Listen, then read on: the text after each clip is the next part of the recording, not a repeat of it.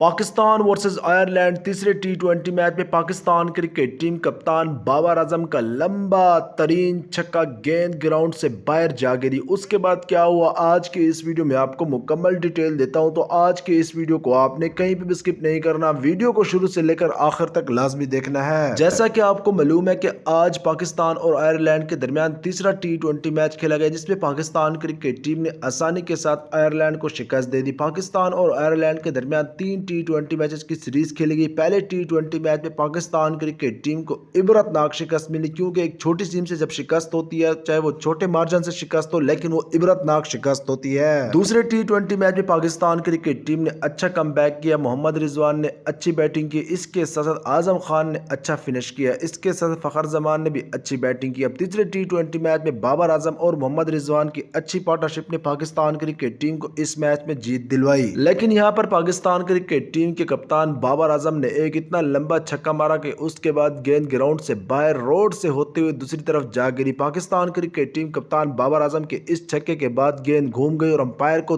دوسری گیند منگوانا پڑ گئی۔ صرف پاکستان کرکٹ ٹیم کپتان بابر اعظم نے گیند نہیں گھمائی، بلکہ پاکستان کرکٹ ٹیم کے وکٹ کیپر بلے باز محمد رضوان نے مسلسل 2 گیندوں پر 2 چھکے لگا کر مسلسل 2 گیندوں پر 2 گیندیں گھمائی ہیں۔